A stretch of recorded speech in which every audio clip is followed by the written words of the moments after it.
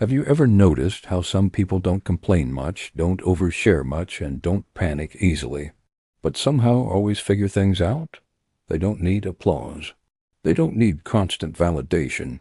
They just handle it, quietly, calmly, independently. If you were born between 1965 and 1980, or you know someone who was, you've probably seen this up close. This is Generation X, the in-between generation. The ones who grew up without smartphones, without social media, and in many cases, without adults at home after school. They were the kids who wore house keys around their necks, the latchkey kids. And that childhood experience shaped their psychology in ways that still show up today in how they work, love, trust, and survive. Today, we're diving deep into the psychology of Gen X, who they are, why they think the way they do, and how growing up in a world of change made them one of the most quietly resilient generations alive. Generation X was born roughly between 1965 and 1980. They grew up during economic shifts, rising divorce rates, corporate layoffs, and the transition from an industrial world to a digital one. Parents were both working. Divorce rates were climbing in the 70s and 80s, so a lot of Gen X kids came home to empty houses. They made their own snacks, did their homework alone, watched TV unsupervised, learned early that if something needed to be done, they would have to do it themselves. Now think about what that does to a child psychologically. When you grow up solving small problems alone, burning your first grilled cheese, figuring out homework without help, deciding who to trust, your brain wires itself around self-reliance. Independence stops being a personality trait and becomes survival, and that independence stayed with them into adulthood. Gen X adults are often described as self-sufficient. They don't expect hand-holding. They value competence. They don't panic when systems fail because they grew up in a time when systems often did. They witnessed recessions. They saw parents get laid off after decades of loyalty. They learned early that stability is not guaranteed, and that's where their famous skepticism comes from. Gen X tends to question institutions, corporations, governments, even authority figures. It's not rebellion for the sake of rebellion. It's learned caution. When you see adults lose jobs despite loyalty, when you watch big promises break, you internalize one quiet rule. Trust actions, not words. That's why Gen X humor often has a dry, sarcastic edge. Sarcasm became a shield. It's safer to joke than to fully trust. Safer to stay observant than overly optimistic. They are not cynical without reason. They are cautious because history taught them to be. But here's the part people miss. Beneath that independence and skepticism is a deeply adaptable generation. Gen X witnessed the rise of personal computers. They remember rotary phones and dial-up internet. They lived through the shift from analog to digital. That kind of change forces mental flexibility. They had to learn new technology as adults, not as children born into it. That builds cognitive resilience. Psychologically, this created a generation comfortable with transition. They may complain about updates, but they adapt. They may roll their eyes at trends, but they learn what they need to survive. Now let's talk about relationships. Because Gen X grew up with higher divorce rates than previous generations, many developed a complex view of commitment. They saw marriages fall apart. They saw independence modeled more than partnership. So as adults, many Gen Xers value loyalty deeply, but they are careful. They don't rush into trust easily. Emotional independence is strong. They can love deeply, but they also know how to stand alone.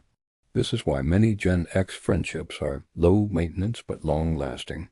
They may not text every day. They may disappear into work or family life, but when needed, they show up. No drama, no performance, just presence. Work psychology is another powerful area. Gen X entered the workforce during competitive, shifting economic times. They learned that job security is fragile, so they became pragmatic. They don't just work hard, they work smart. They value results over appearances. They often dislike micromanagement because they grew up managing themselves. If you tell a Gen Xer what needs to be done and then step back, you'll usually get solid results. But hover over them, they'll mentally check out. Autonomy matters deeply to this generation. They also tend to value work-life balance more than boomers did. Why? Because many of them felt emotionally alone as children. So as adults, they often try to be more present for their own kids. They don't necessarily want to live at the office. They want stability without sacrificing family. Now let's talk about emotions. Gen X is sometimes labeled emotionally reserved, but that doesn't mean emotionally shallow. In fact, many are deeply reflective. The difference is expression style. They were not raised in an era of emotional oversharing. Vulnerability was quieter, so they process internally. That internal processing builds emotional endurance. When crises hit, Gen X tends to stay steady. They don't immediately broadcast stress. They assess, they plan, they adjust. This calm in chaos is not accidental. It's trained. Imagine being 10 years old and knowing you're responsible for locking the door, finishing homework, and staying safe until your parents return. That responsibility creates an internal voice that says, handle it. Over decades, that voice becomes second nature. But independence has a shadow side. Sometimes Gen X struggles to ask for help. Sometimes they carry burdens alone longer than they should. Self-reliance can quietly turn into isolation, and because they value competence, they may feel uncomfortable appearing unsure. Understanding this helps bridge generational gaps. Millennials and Gen Z often value collaboration and open dialogue. Gen X may default to silent problem solving. Neither is wrong. They're just shaped by different environments. Another defining psychological trait of Gen X is realism. They are not easily swept up by hype. They lived through media transitions, marketing booms, and cultural shifts. They tend to ask, what's the catch?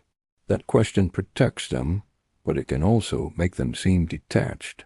In truth, many Gen Xers care deeply. They just don't dramatize it. They also grew up in the golden age of pop culture change. MTV, early hip-hop, grunge, independent films. That exposure created a generation that values authenticity.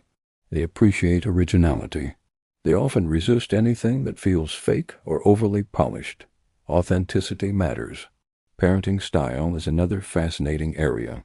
Many Gen X parents aim to give their children more emotional presence than they had. They often encourage independence, but with more communication. They want their kids to be capable, but not alone. It's a quiet generational correction. Financially, Gen X carries unique pressure. They are often called the sandwich generation, supporting aging parents while raising children.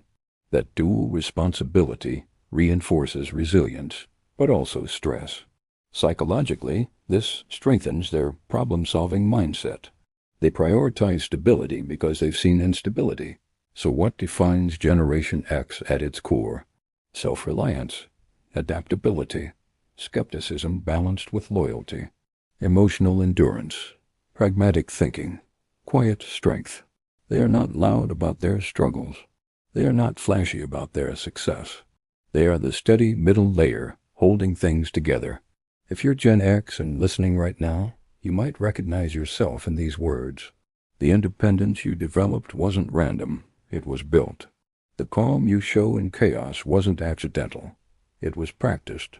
The cautious trust you carry, it was learned. And if you're not Gen X, maybe now you understand them better. That quiet coworker who doesn't complain but always delivers. That friend who doesn't text daily but would show up at 2 a.m. if you needed them. That parent who teaches independence but watches closely from a distance. Every generation is shaped by its environment. For Gen X, that environment said, figure it out. And they did. They figured out how to grow up fast without losing humor, how to adapt without losing identity, how to question without becoming bitter, how to stand alone without forgetting how to stand together. And maybe that's the real psychology of Generation X, not neglect, not cynicism, Not detachment, but resilience. Resilience built quietly. Independence earned early. Strength that doesn't need applause. As we close, think about this. What you call personality might actually be history.